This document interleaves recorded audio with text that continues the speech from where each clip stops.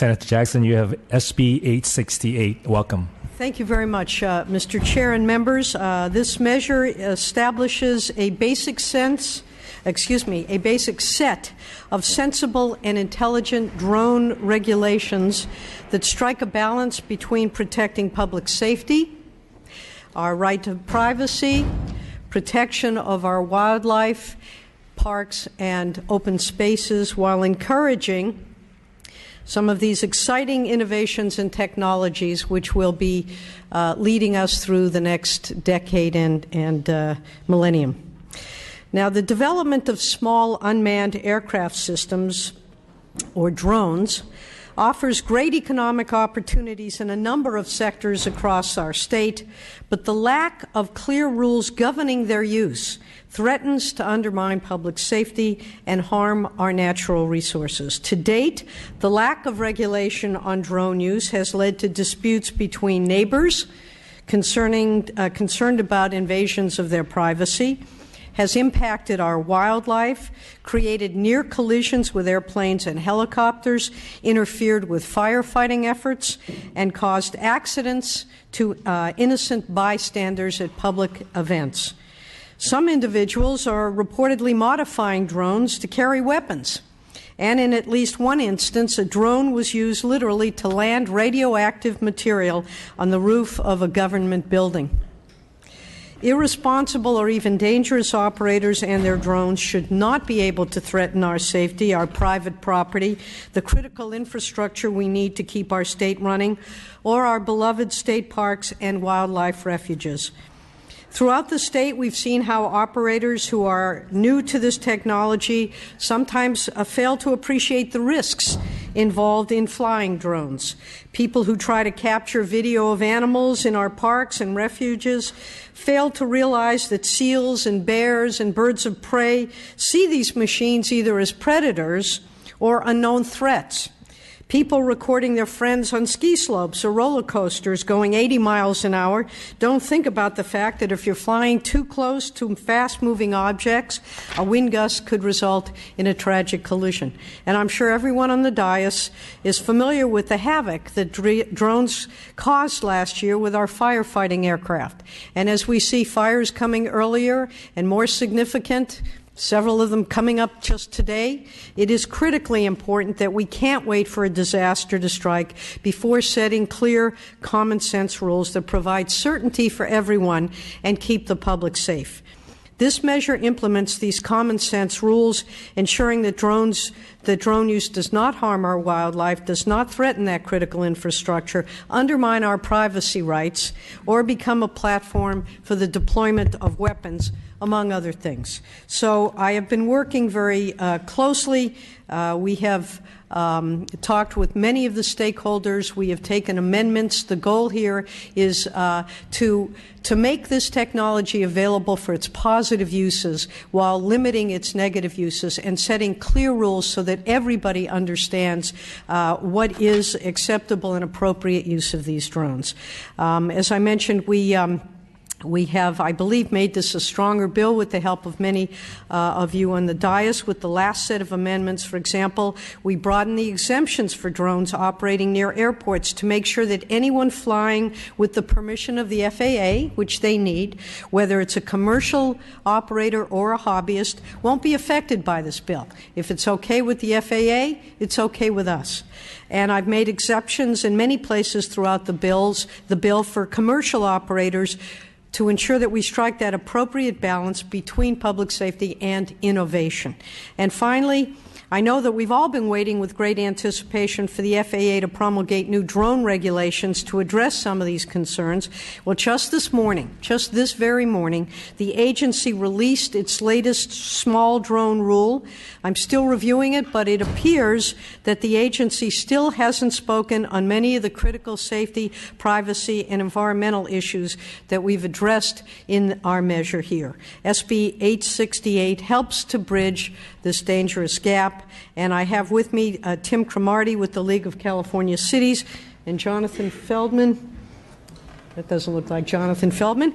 At any rate, from the Police Chiefs Association, here to testify in support of the bill and help answer any technical questions that you may have. And I would also mention that last year I brought a drone bill that specifically limited the flying of drones that were violative of trespass laws that was unanimously approved by this committee. So with that, I would ask for your aye vote. Thank you very much. Let's go to our first witness, please. Mr. Chair and members, Tim Cromartie on behalf of the League of California Cities in support of this bill. We want to thank Senator Jackson for bringing this measure forward. We support this as a moderate, common-sense body of regulations that are necessary to protect public safety. We need statewide regulations, particularly because the revised FAA regulations in this area have been repeatedly delayed. This measure specifically protects the ability of local governments to regulate within the context of a broader state regulatory structure. Currently, the most comprehensive regulation in California is an ordinance enacted by the City of Los Angeles.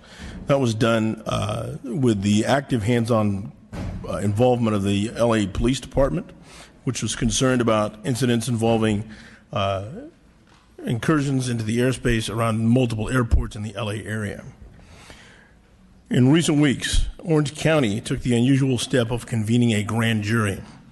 The grand jury recommended that all cities in Orange County enact their own local regulations using the template of the Los Angeles ordinance as a starting point. For those reasons, we strongly support this measure. Thank you very much. Before we go to a second witness, I'd like to establish quorum. Madam Secretary, please call roll. Chow. Here. Chow here. Wilk. Present. Wilk here. Baker. Calderon. Chang. Cooper. Here. Cooper here. DeBobne. Gatto. Gatto here. Gordon. Here. Gordon here. Lowe. Here. Lowe here. Olson. Here. Olson here. If I could also do the consent agenda, I'd like to entertain a motion to move. Roll call, please. Chow. Aye. Chow aye. Wilk. Aye. Wilk aye. Baker. Calderon. Chang. Cooper. Aye. Cooper aye. DeBobne. Gatto. Gatto aye. Gordon. Gordon aye. Lowe. Lowe aye. Olson. Olson aye. I'd also like to do SB 1121. That's Leno bill that was just heard. I'd like to entertain a motion. Second. Roll call, please. Chow. Aye. All right. The motion is due pass as amended to public safety. Chow. Aye. Chow aye. Wilk. Aye. Wilk aye. Baker. Calderon. Chang. Cooper. Aye. Cooper aye. DeBobne. Gatto. Aye. Gatto aye. Gordon. Aye. Gordon aye. Lowe. Aye. Lowe aye. Olson. Aye. Olson aye. That bill is out. Let's go to our second witness. Sorry about the interruption. No problem, Mr. Chair. Mr. Chair and members, Mike Dillon representing the California Ski Industry Association. Safety is a major component of our ski area operations, and so we appreciate Senator Jackson taking amendments for both us and the amusement parks that without proper authorization, it will ensure that people will not operate drones that can interfere, in our case, with the ski operations at our 28 ski resorts. I think it's a very important provision. Thank you. Thank you much. Additional witness, please come forward. Your name and position. Mr. Chairman, members of the committee, Paul Gonzalez representing the cities of Camarillo, Redding, Thousand Oaks, and Torrance in support of the bill. We'd like to echo the comments of the League and thank the Senator for her continued leadership on this issue and ask for your aye vote. Thank you much. Next, please. Kelly on behalf of California League Conservation Voters in support. Thank you. Thank you. Chris Walker of the Nossaman Firm on behalf of the San Diego County Airport Authority in support of the bill. Thank you. Next, please. Chair and members, Jonathan Feldman with the California Police Chiefs Association. Because of the numerous public safety issues that drones present to our cities and our departments, we're in strong support of the bill. Thank you. Thank you. Next, please. Good afternoon, Chair and members. Denisha Boatner on behalf of the California State Association of Counties in support. Thank you. Thank you, Mitch. At this time, let's invite the opposition to come to the table, please.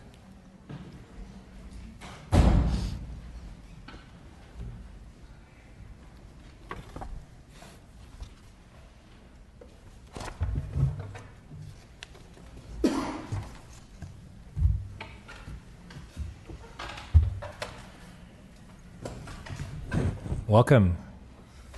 Anytime you're ready, you may begin. Good afternoon, Mr. Chairman, members of the committee. My name is Doug Johnson. I'm Vice President, Technology Policy for the Consumer Technology Association.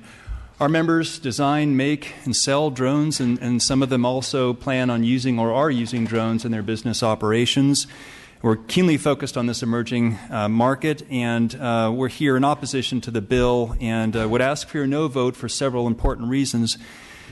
First, it's unnecessary in light of federal action and jurisdiction on drones, airspace management, and air safety. Especially in light of the commercial drone rules that were just announced this morning, as you heard referenced earlier. The conflicting, confusing regulatory scenario that would result from this bill in conflict with the federal rules would be a discouragement and deter the very investment and growth that was talked about earlier that this industry has before it. Today's FAA action is very significant. These are permanent enforceable rules for commercial operations of drones weighing up to 55 pounds. They will be followed by additional rules focusing on areas such as operations over people. The rules with limitations with respect to altitude, flight speed, daytime operations, and so forth. It does establish a waiver process to the extent that companies have a case to be made that they can fly safely outside those limits. They can petition the FAA. But the point is, this is the latest evolution in a regulatory framework at the national level that's going to allow the United States to be in a leadership position, not only with the technology, but also with the policy that needs to go along with this. So we're strongly in favor, as the FAA and other stakeholders are, of the safe integration of drones in the national airspace, but we're greatly concerned about a patchwork of confusing, conflicting state and local regulations, which is a threat today. We're all trying to achieve the safe integration. These rules that FAA just announced are a big part of that, but they're not the end of that process. In fact, the FAA has said that to this day they're still integrating manned aviation into the national airspace. It's an evolution, and it comes in stages. But we remain opposed to this bill. This bill would really be a detriment to that growth that was talked about earlier in this hearing. Thank you. Thank you. Next witness, please. Mr. Chair, members, Jeremy Mers, excuse me, on behalf of the California Chamber of Commerce, we are opposed to SB 868. I think my colleague from the Consumer Technology Association talked about the burgeoning commercial uses of drones. It's hitting potentially every sector for uses that we can't even imagine today. And I think we want to be cautious as we proceed forward with the rules. We look at this, and I think the concerns expressed about a patchwork set of rules deferring to agencies. The rules can lack continuity across jurisdictions. Certainly they're always going to change or vary a bit, but there's just no template for what they're going to look like, how they're going to come about, and how you can be flying over a limited space and change rules constantly. We also are worried about the preemption issue. Certainly, that was also just spoken to. The FAA continues to develop these rules. To the extent we're enacting state rules that may or may not conflict, it's going to leave operators at a loss as to what they can do, and at minimum have to engage in litigation to sort out what ultimately has precedent, which rules preempt what. The other concern that commercial operators have is with the insurance piece. There is mandatory insurance here. This is ahead of its time. We don't see mandatory insurance on a lot of things. And in this case, the insurance industry's ability to price this product, they don't even know what the rules are yet. So what we're going to see as a practical outcome is essentially either very expensive insurance that's going to be prohibitive for small commercial drone manufacturers, or perhaps coming in and regulating the price on insurance such that it's not reflective of the risk. So for those reasons, we are opposed to SB 868 and urge a no vote today. Thank you. Thank you very much. Additional opponents, please. Good afternoon, Mr. Chair, committee members. Davina Flemings on behalf of Pacific Gas and Electric Company. First off, I would like to apologize for our late opposition to the bill. We have been working very closely with the author and her staff, and unfortunately could not come to a compromise on the bill, which is why we oppose unless amended. We believe the current version of the bill would adversely impact PG&E's critical infrastructure. Prior version of the bill required that commercial operators, receive consent from the owner-operators of critical infrastructure. Now there's an exemption for certain commercial operators, such as the motion picture industry or newspaper industry, and we feel that would severely compromise our critical infrastructure if they're flying in our airspace without our permission. So we would like to see that amendment basically deleted and restore it back to its original version, or to come to a compromise in which we can, live with. So we ask for your no vote. Thank you. Thank you. Next, please. Mr. Chairman, members, Will Gonzalez on behalf of DJI, the largest manufacturer of drones in the world. Number one, thank you to the author. She's always had an open door, and we've tried to work this out. We remain opposed. To echo the Chamber's comments, our biggest fear is a patchwork airspace, and a patchwork airspace will result in our customers not being able to comply because it will just be too confusing. So we're looking for conformity. Thank you. Thank you. Next, please. Hi, Kelly Hitt on behalf of the Computing Technology Industry Association. We echo echo the comments made by Mr. Johnson and Mr. Mers, and we're in opposition to the bill. Thank you. Thank you. Next, please. Hi, Jamie Price on behalf of TechNet. We are opposed. Thank you. Catherine Pettibone with the American Insurance Association, opposed. Thank you. Mr. Chair and members, Kate Bell on behalf of the Association for Unmanned Vehicle Systems International, in opposition. Thank you. Maria Garcia with Greenberg Traurig on behalf of State Farm Insurance. We are opposed unless amended, and so should the bill get out, we look forward to continuing to work with the author's office on two issues, the setting of limits for liability insurance, as well as the use of drones for commercial purposes as it relates to insurance. Thank you. Thank you. Anthony Molina on behalf of the California Manufacturers and Technology Association, in opposition. Thank you. Tim Lynch on behalf of GoPro, a California-based company that will have a drone product on the market by the end of the year. Opposed.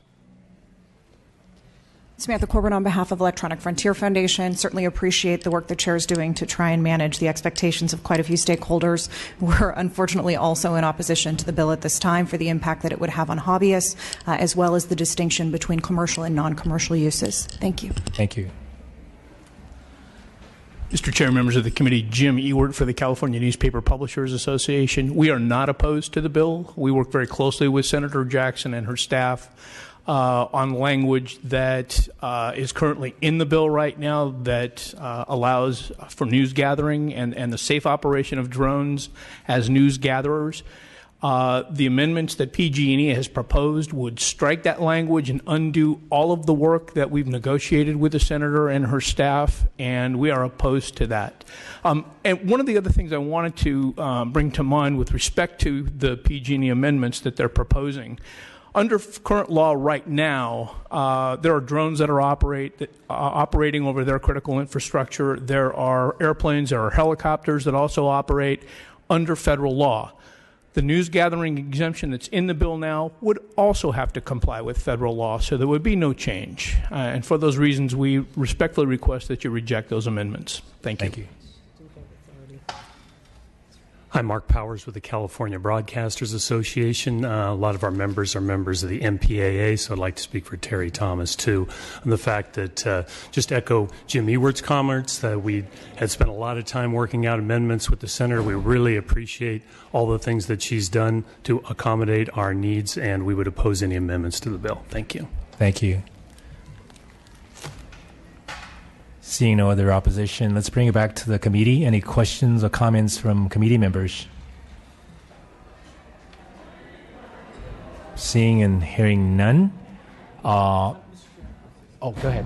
Mr. Calderon. Thank you. First, I want to thank the author for her time and energy that she puts in working on these measures. This is not an easy subject area. It's a difficult subject area to work within, and she's considered an expert when it comes to a lot of these issues, especially when it comes to privacy. And I think that, she's demonstrating a willingness to want to work on the issues going forward. Today I'm going to abstain because I have let your office know of some concerns that I have, but to not overshadow the work that you've done in this area in any way that I can work with you on a going forward basis. Should the bill move forward today, I'd be more than happy to do so, and maybe we can get together and talk a little bit about some of my concerns that I had, which I'm sure we can work through. But again, I want to thank you for all the work that you've done on this bill.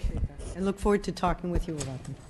Any additional comments or questions from the committee? Seeing none, let me also take a moment to thank the senator for taking on this very important subject matter. The bill is very comprehensive and broad. As you know, I do have some concerns about the bill. Part of the reasons being that it's very broad, for one thing, and also the timeliness of this bill in light of the FAA regulation that we talked about earlier, which has about 600 pages in all. In fact, my team has actually started looking at some of the provisions contained in that document, and we did notice some of the inconsistencies or some conflicts between what's in the bill and also what's in the regulations that just came out. Yet, I think the conversation needs to continue despite the concerns that I have. And, there's another piece that I also noticed in the bill, and that is the bill contains some of the prohibitions that would exempt FAA authorized flights, as been mentioned before, but other parts do not. But the bottom line is, I'd like to share with you that I think the conversation needs to go on, and that's why today I will be supporting the bill and moving it forward, although I do want to suggest to the author a number of things that I'd like for her to consider in the next round if the bill gets out of this committee today. First of all is the fact that we need to continue working with the opposition in the industry, and I think they raised some very legitimate concerns. And secondly, I think the FAA regulations that came out this morning, I think they would have to be looked at very closely. And I want to see that what's contained in the bill do not conflict with what the AA has specified so far. I understand that what's come out today pertain only to the unpopulated areas, and I think that there's still going to be another piece of regulation that will govern the populated areas. So I think there's more to come. I also have a little bit of concern about Caltrans' ability to basically set up a state-level kind of air traffic control system, that would basically implement all the prohibitions contained in the bill. And for example, the regulations regarding the film. Okay, there's also the California Film Commission. There's the California Parks Department, and also the California Fish and Wildlife Department, OES, and the CHP, and the like. So that's why I also like to suggest that in the event that the bill gets out of the committee today, we want to impose a 2-year delay operative day. So basically allow the various agencies to implement all these guidelines for people to abide by. So those are some of the major pieces that I like to see in the bill before I feel more comfortable voting for it the next time around. So. And I like to offer my help to the author if the bill gets out of the committee today to work with you and your team as well. So with that, I like to entertain a motion if there's a motion from the committee. Thank you, and I'll second that motion. So with that, would you like to close? Thank you. If I may just respond to a few of the concerns. This is a whole new area. This is technology that has moved so far ahead of what we as human beings anticipated just, a decade or two ago. And while it's important that we modernize, it's also important that we humanize. And what this bill attempts to do is to find the balance in a whole area of technology which is extraordinarily exciting. But to say it's unnecessary, I think ignores the fact that with this technology and all technologies, we have to recognize that they are going to be used in our world where human beings live, where we interact, where we have certain expectations and certain needs as people as to whether it's our space or our privacy. And certainly in California, we have a very strong sense of entitlement to a right of privacy, that we really need to create some kind of parameters for the use of this technology. To the extent that it conflicts with federal rules, as a lawyer, I appreciate preemption. I'm not about to go knock heads with the feds where they have made it clear that they preempt our rights here in our state and local communities. I have taken as part of my lead in the work that I've been doing a document by the called State and Local Regulation of Unmanned Aerial Aircraft Systems fact sheet that was submitted by the Office of Chief Counsel of the FAA back in December of 2015, which specifically says laws traditionally related to state and local police power, including land use, zoning, privacy, trespass, and law enforcement operations, generally are not subject to federal regulation. Now, if the FAA creates regulations that conflict with their own statement, then I certainly understand the concerns. The notion, too, about a patchwork. Part of the reason for this bill is we don't want a patchwork. What we've seen happening now is in a number of jurisdictions, they're passing their own regulations restricting the use of drones. So if you go from West Hollywood to Santa Monica, the law, for example, the laws may be different. We want to set up a statewide framework that's going to accommodate and balance those needs of various communities and our state to protect our citizenry while at the same time allowing for these technologies which have some extraordinarily important and innovative ideas. A 55-pound drone that crashes into a parade or on a beach or in a stadium and hits someone is going to cause great damage and injury, and we've already seen this happening. So the time, the time to have these discussions is now. I certainly am open to further discussions about things that are practical, that are not practical. The reason we put Caltrans in is they actually regulate the state's aeronautical requirements. So they're a logical agency. They handle what happens with aircraft in California. That's why we put drones in as well. If there's another agency that would be better, we're open to that. Working with public safety, as you heard, there are some really serious concerns about making sure that we have the protections for not only law enforcement but public safety as well. Our local communities, what was it that you had mentioned? The city of Los Angeles. Do because of the multiple airports. The concerns about, for example, the location of in some counties there are multiple airports. So we defer to the FAA on that. That makes sense.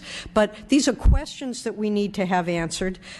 We need to take a look at what we can do to address the problems associated. We heard PG&E doesn't like the bill because they feel as though we gave too much deference to news accumulation of news and access to First Amendment issues. I mean, this is not going to be perfect the first time around, but we need legislation to start addressing this issue, I believe, and I appreciate and look forward to working with Mr. Calderon. We worked together last year on some drone legislation. This isn't something that I have, during my entire life, said, someday I'm going to go to Sacramento and work on drones.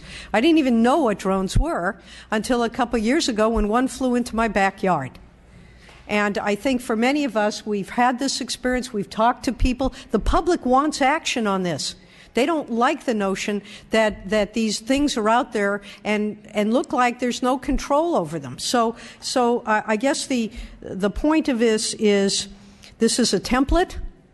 I'm definitely acutely aware of potential preemption problems. We don't have them yet, per se, as I understand it. This document that came out today, as I've read it, and I'm not a speed reader, I haven't read all 600 pages, but it looks like they're streamlining existing processes for granting commercial exemptions for drone use.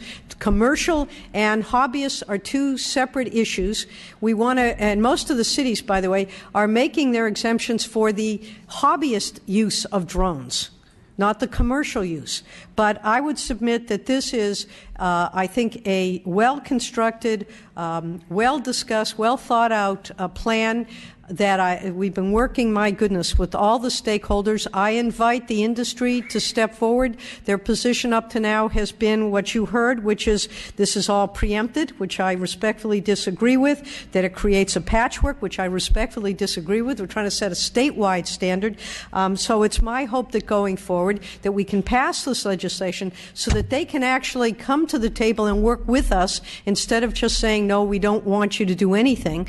I just think that that's unrealistic. The public, I think, expects us to take action, and it is my hope and commitment to making this action which is, again, reflective of our modern society and technology while also reflective of our humanity and needs as a social construct. And with that, I would ask for your aye vote.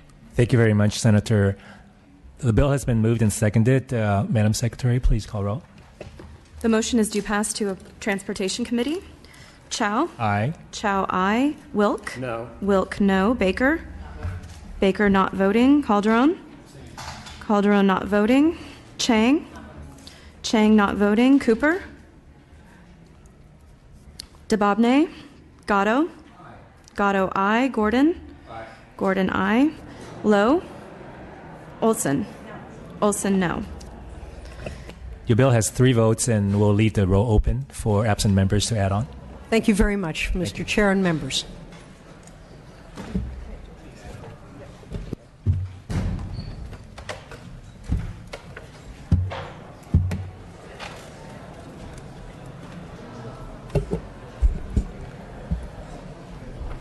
We'll leave the roll open for the next few minutes for add-ons.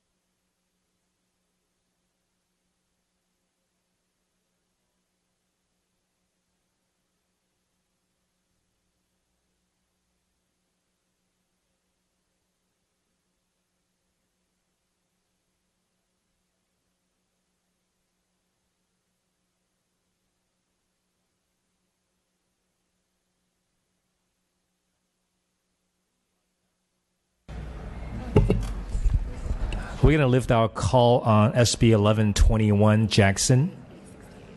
I'm sorry, 868, correction. The current vote is ayes 3, noes 2. Chair voting aye. Cooper? DeBobney? No. DeBobney, no. Lowe? No. Lowe, no.